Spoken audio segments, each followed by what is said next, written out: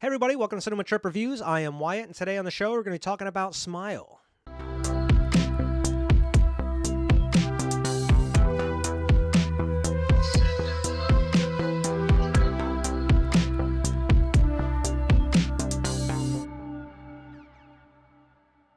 Hey everybody, welcome back to Cinema Trip Reviews. I am Wyatt, and before we get into today's show, make sure to like, share, and subscribe. Go follow us on Twitter at Cinema Trip Views. Follow us on Instagram at Cinema Trip Reviews because I just got that started, so go over and hit us up with a follow there.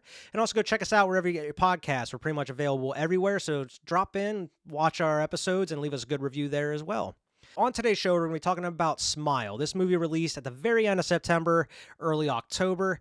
If you watch my last review for A24's Men, you would know that I am right in the middle of November here. I usually catch up with a lot of the movies I may have missed over the course of the year so far. And that unfortunately started with Men. If you haven't seen that review, go check it out. If you haven't seen the movie Men, you're not really missing much because it's pretty fucking horrible.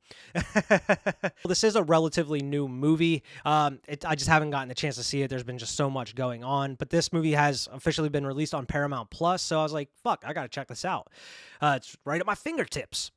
So I gave it a watch, and it wasn't bad. I didn't really know what to expect going into the movie just because I've only seen like one preview of it in the movies. I forget what movie I saw at the time, but I remember seeing the preview for it there.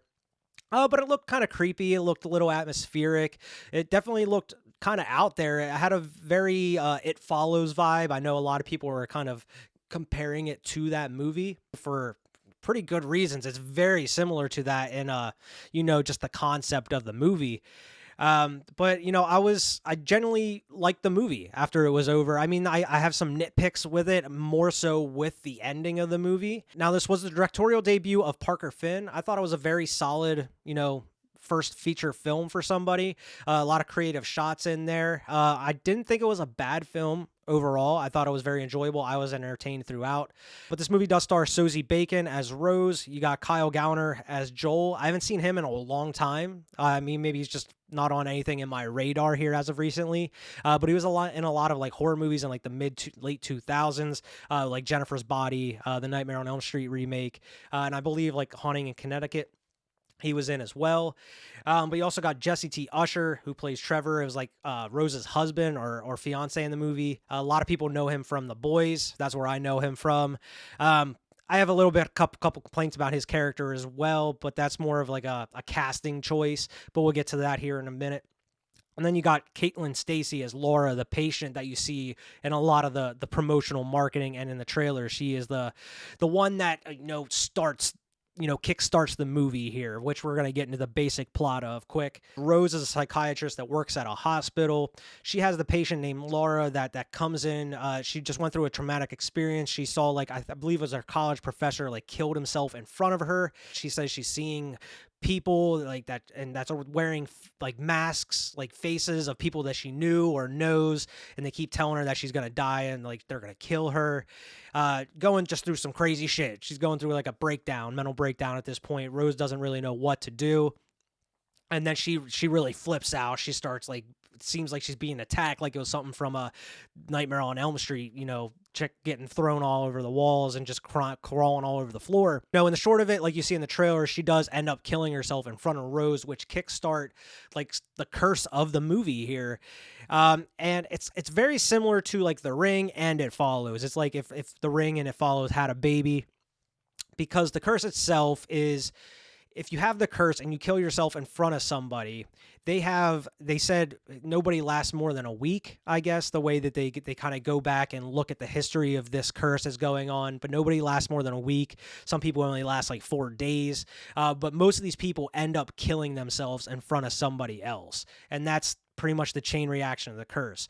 And with It Follows, it was more like kind of an STD thing where like if you have sex with somebody, then like this entity is going to chase them and try to kill them until you have sex with somebody else, and that's how you pass it on. Well, this one, you pass it on by killing yourself in front of somebody. And as you go through the movie, you find out there may be a loophole that's, as a part of this, that way you could possibly get out of it. The style of the movie itself, I did like the creepiness and overall atmosphere of the movie. I feel like they were trying to be a little bit too A24 if anybody gets what I'm throwing down here. Just the way that some of the shots and some of the music were used, it seemed like they were trying to copy that A24 formula that's been working for them so well, except for men. Um, so I mean, I'm a big fan of A24. Maybe that's just me. If anybody else has the same feeling, just let me know in the comments.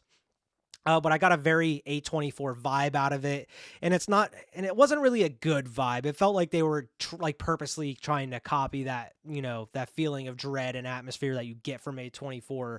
But I really only got it from maybe like the first half of this movie. I feel like the second half of the movie kind of goes away from that.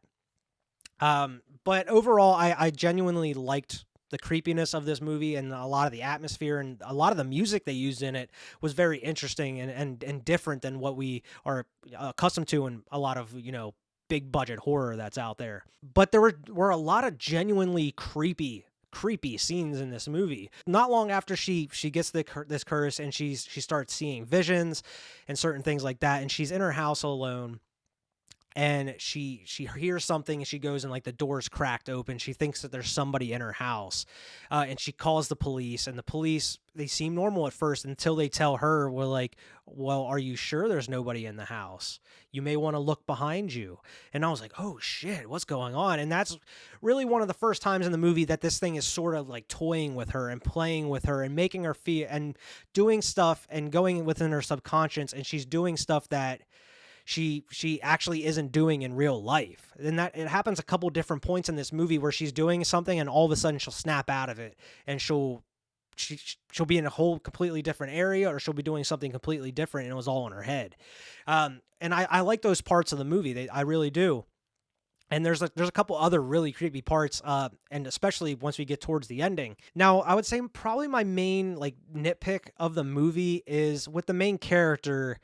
After her patient Laura killed herself in front of her, she really goes into a state of like paranoia very fast. Like everything kind of kicks off really fast. There is no slow burn to this. Like it starts taking into effect very quickly. And I feel like with this movie, it would have worked if they would have went with it more of a slow burn kind of route. But they really put their foot on the gas, and this chick was going through it real quick. And not long after that happened, you're starting to get into some of the big shit. Like once I mentioned, like she thought someone was in the house. You had that jump scare with the phone and everything. You have the huge birthday party scene. She goes to her nephew's birthday party and she gives him a present, and it's, spoiler alert, it's her cat that went missing. She ended up killing it and putting in this box and giving it to her nephew in front of her sister, in front of her brother-in-law, in front of all of their friends and her nephew's friends. It's such an uncomfortable scene, man. And it's so, I feel like the way they played it out, it's supposed to be scary and unsettling, where it was just very awkward and kind of funny in a way. I don't know. I don't know if anybody else got that feeling, but I was like, no fucking way she put that cat in a box. But like, there's, other than them mentioning that the cat was missing, they don't hint at it at all until it happens. And I feel like maybe they could have dropped a couple hints here and there up until that happened, but man, they really went for the shock value for the surprise on that scene. But more power to him, and I mean, it worked. The other nitpick I had, and this is a very minor nitpick, Jesse T. Usher, he is a decent actor. I like him in The Boys as A-Train. In this movie, though, I don't think he had great chemistry with Sosie Bacon, especially in some of the scenes where she really starts going through it, especially like after the birthday party scene. He just really doesn't know what to do at that point. He's just, at a loss. And normally, and I feel like if that situation actually happened, I know this movie is bonkers. This really wouldn't happen with like a curse and everything. But in that situation, I feel like the husband would be very concerned, of course, but he would also try to get her the help that she needs, in a kind of a caring, loving way. But no, this dude is just like, bro, you need to get some fucking help. Like, I don't know you anymore. It just seemed like he was just completely like over her at that point. He was done with her. He's like, I don't want to be around you anymore. Whereas like, I don't know if that was really her husband or her fiance, I feel like he would have been there for her more. I know she just killed your cat. and put it in a box and gave it to her nephew.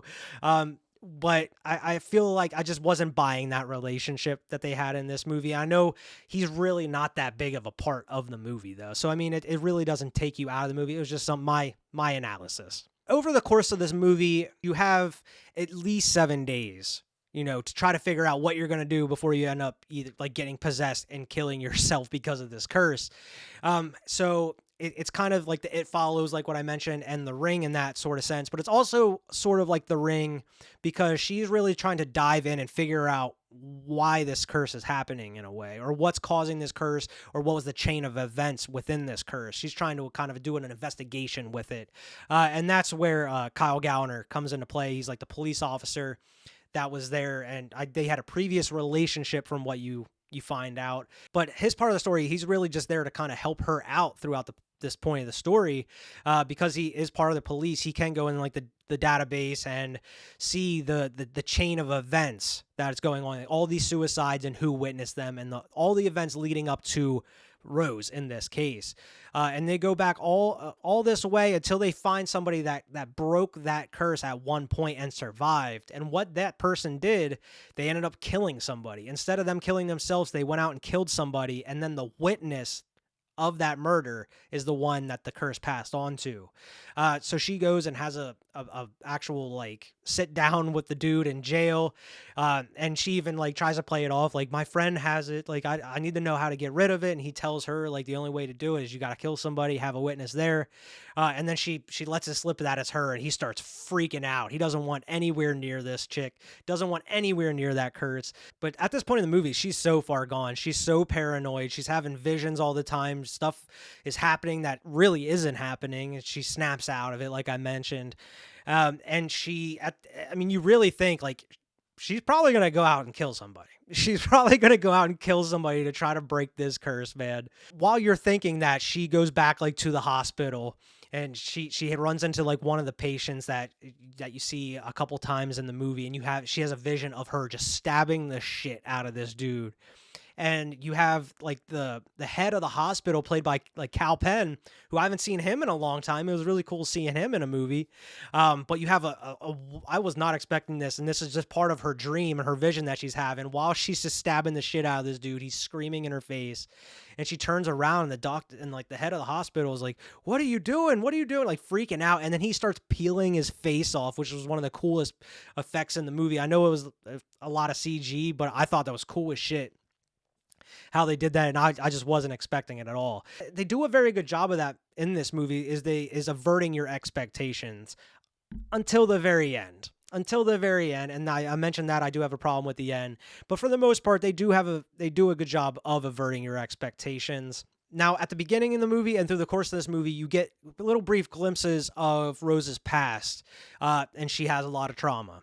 It's a movie about trauma. It's a movie about trauma. The movie is about trauma. They made a movie about female trauma. And that's really what this movie really is about, is trauma. This is what trauma looks like. She has a dark past where her mom was really going through something. You don't really know if it was the curse or if she was just having an overdose or something, but she was going through it. She was like overdosing, it seemed, on her bed, and Rose was there as a kid, and she refused to help, and her mom ended up dying, and she decides to go back to the source of this trauma. Family trauma. And that's like just her old house, and it's all just busted down and just falling apart. Just a great place to go to end a horror movie. She goes in there and she confronts like the ghost of her mom, or not even the ghost. It's just this curse, this thing that's playing with her and toying with her. And you get a very dark scene of her confronting her mother. And it's so just kind of depressing in a way up until, man, I'm getting goosebumps thinking about it, up until it turns and, her mom gets that smile on her face and she starts getting bigger and she turns into Marilyn Manson. It's crazy. Marilyn Manson attacks this girl. No, but seriously, this weird, like tall, gangly, like witch looking thing. It kind of reminds me of like the weird thing at the end of Record or Wreck, how some people say it. If you haven't seen that found footage movie from all those years ago, definitely go check out Wreck. It can kind of remind me of that mixed with Marilyn Manson a little bit, especially some of the close-up shots and shit. But man, this thing was creepy as fuck, chasing her throughout this house and everything. And just like I mentioned with averting expectations, she like lights this house on fire and she really thinks she kills Marilyn Manson in there. And she escapes, and it kind of baits you, and it does the bait and switch with the fake ending here. You think she goes on with her life. She goes and she runs into her Joel. She goes to his apartment. And she's telling him about everything, and then he gets that smile on his face, and then she realizes it's not over, and she runs out of his house, and it's her running out of her old house. Everything was in her head, just like we saw over through the past, a couple times in this movie. It was all in her head. She's back at that house. She didn't light it on fire. She just kind of walked out the door. It was all in her mind. So she has to go back in that house and face Marilyn Manson once and for all. And this was my problem with the movie. I just feel like going from the fake ending, which really worked, to that, the actual ending to the movie, it felt very flat. It felt very expected at that point. So I felt they could have did a lot more with it. Like, I feel like you maybe could have had her still die, or somebody die because of her. I just, with her just kind of killing herself there, it was just kind of expected of the curse. If she didn't solve it, that's what was going to happen anyway. And I guess that's maybe the point, but it just felt very flat coming off of that fake ending with everything. With how bananas some of this movie went, I feel like it maybe should have pushed the envelope a little further with the ending, if you know what I mean. But overall, I really enjoyed the movie. It exceeded my expectations. I really didn't know what to expect after watching the trailer. I kind of went into it with low expectations, especially after seeing Men last week, which I didn't get the chance to see when it first came out, and that movie was god awful. So I kind of went in here with low expectations, and especially with some of the trailer, I wasn't really quite sold. It looked like it had some interesting, scary moments, because how trailers are. They really kind of spoil a lot of the good stuff, a lot of the juicy stuff in the movies. Especially with this trailer, I feel like the part where her sister runs out of the house to her car and you see her head just swing down in front of the window. I feel like if they would have saved that for the movie, you would have got a genuine pop out of some people, a genuine scare from some people. But these marketing teams, they have a way of just ruining some of the best scares in these movies before they even release. And I hate them for it. And I'm at the point now where I'm just going to stop watching trailers before I watch movies, because it ruins it. Because I feel like that scare in the movie would have genuinely worked for a lot of people. And it would have surprised me, that's for sure. But since I saw the trailer, I knew it was coming. Buddies in marketing that's watching this, stop doing this shit. We hate it, especially trailers that are showing the whole movie in the trailer. Like, it just doesn't make sense to me. I understand you want people to know the plot of the movie, but you don't have to show them every beat of it. It just doesn't make sense. I just had to go on a riff, because it's pissing me off for years. And I hate it. I'm sick of them doing it. Stop doing it. Out of like a buy it, rent it, or miss it type thing, I would say rent it. I would definitely say don't miss it. I do recommend this movie for anybody that is kind of on the line or unsure about it. I definitely recommend going into it. It has a lot of great atmosphere, a lot of good tension in it, has a lot of cool ideas, a lot of crazy special effects. They do a lot of cool stuff in this movie, and a lot of stuff that's gonna put you on the edge of your seat. And like I mentioned before, it does do a very good job of averting your expectations of what you think is going to happen next. But overall, I did really enjoy this movie. Definitely recommend it for anybody that's kind of on the line or unsure about seeing it. But yeah, that's the review for this week. On next week's episode, Alex is going to be joining me once again. We're going to be talking about the classic Planes, Trains, and Automobiles, starring Steve Martin and John Candy. Such a great movie. I know it's one of Alex's favorites.